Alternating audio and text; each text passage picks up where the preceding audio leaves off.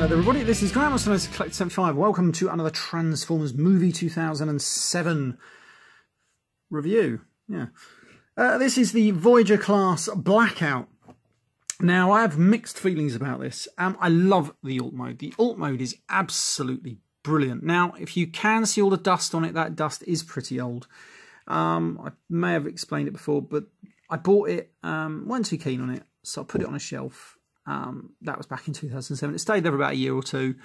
And then I moved out of my parents' house and I was in a bit of a rush. So a lot of the figures that I had used to have on my shelves, I just put in a spare room in my parents' house. And this one went in a cupboard.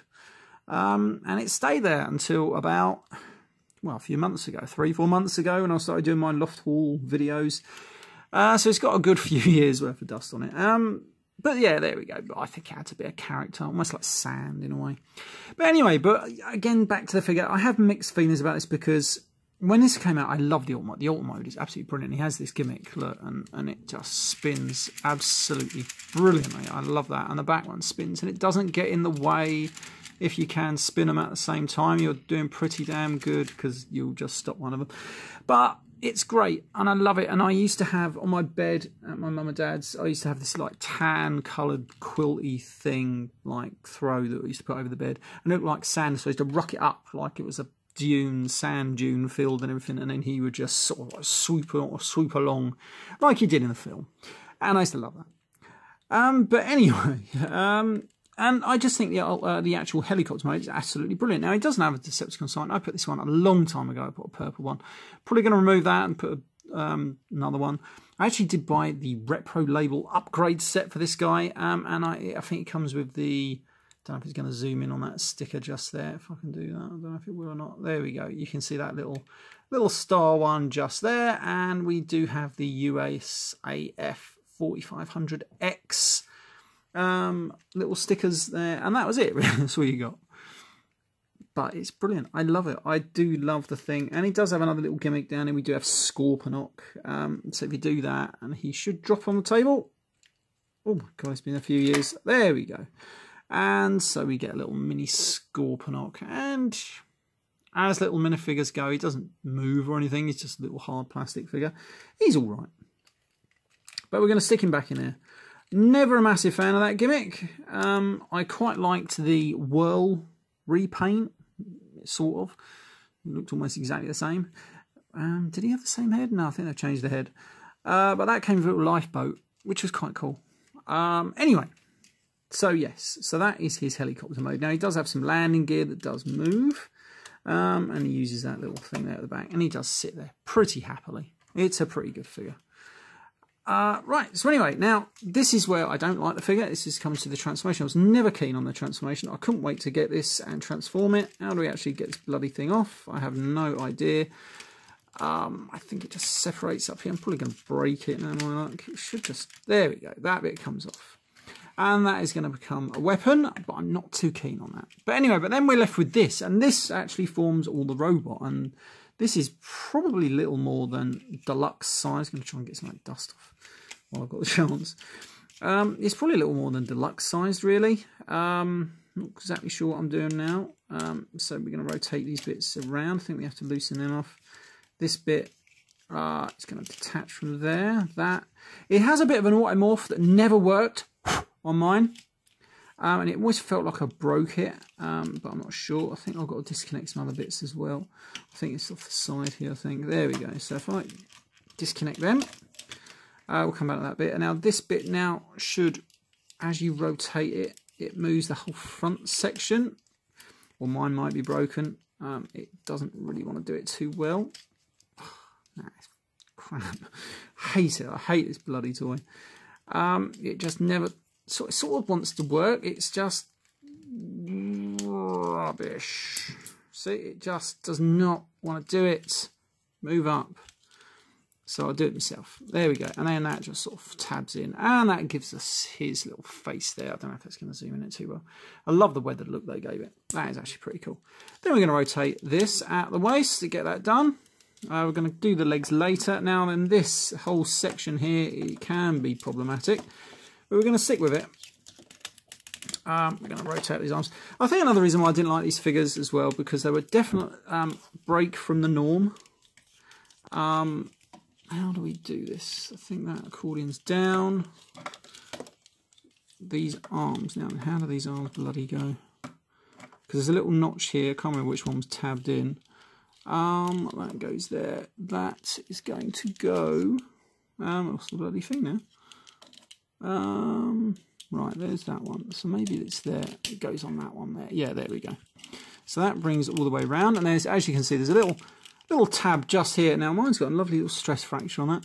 But as you bring it around, there's a little notch just in there, and it will tab into that one like that, and that holds it into place there. Well, you've got to rotate these around. Like so, giving him his little missiles and everything, and then we just rotate this down, fold out that, bring that little thing round and get it all the way out the way to the back there. Like so, fold that one out, bring the arm round, and there we have his arms. Now these legs, which way do we rotate it? This way. Bring these down, bring that little flap out. I think that's what annoyed me. There was some really weird, just bring some little flaps out for no massive reason. I'm not totally sure why. It is a bit weird. There we go. That brings down, and then there's a little groove that just sort of sits in. So bring that out. If you can get them out, you're doing really well. There we go. And that just sits in that little groove there. And then that is your blackout in rotor mode, and it's all right. It's not too bad. Every time I push on that, though, it's going to push those little flaps back in, so don't worry too much about that. And, oh yeah, I think that just brings accordions down into there, sort of. Oh, he's scratching himself there. And there we have him. He's all right in his little ways. Not too bad at all, really. Now, this thing here can become a weapon. You can disconnect this here somewhere, like that, and it rotates, get all that out of the way, rotates up there, sticks in there. I'm not a fan of it. I don't like it. I don't like it at all, if I'm honest with you. It was never a favourite of mine. So what I do, I think you're supposed to just leave this in there like that. Oh yeah, well, once if you was going to use the weapon, you would angle it like that, but you don't have to. Anyway, right, so then what you're going to do with these, you're just going to accordion these downwards, like so, giving him that look that he had in the film. And I loved Blackout in the film. I did like him. And I always wanted there to be a leader class, but they never did make one of this figure, which is a crying shame. Now it does go in there. There we go. But it does butt up against that, so maybe you are supposed to rotate it to the back. I'm not totally sure on that one. And then you can spend the next 300 years trying to angle them into a position where you're happy with those rotor blades. Good luck on that one. But there, I do believe he looks better with those spread out. Like so. I think he does look great with that on his back. And he looks more like a Voyager toy then.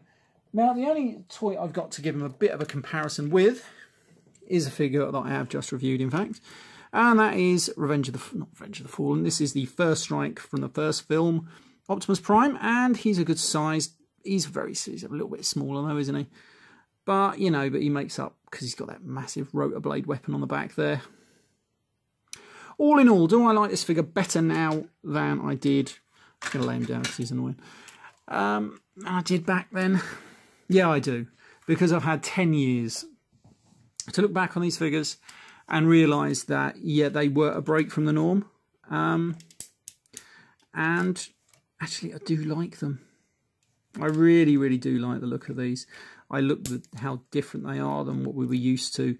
Didn't like it back then, but I really do like it now.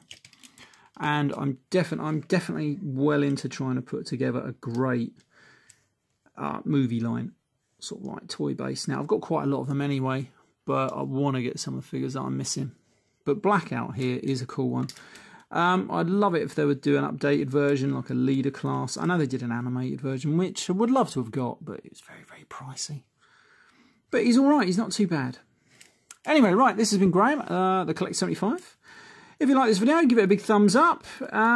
Feel free to comment, rate, share, and all that other stuff you can do these days. You can support my channel using the little links below. And, of course, you can find me on Instagram as the Collect 75. Yes, I think that's it. I shall see you all next time. Bye for now.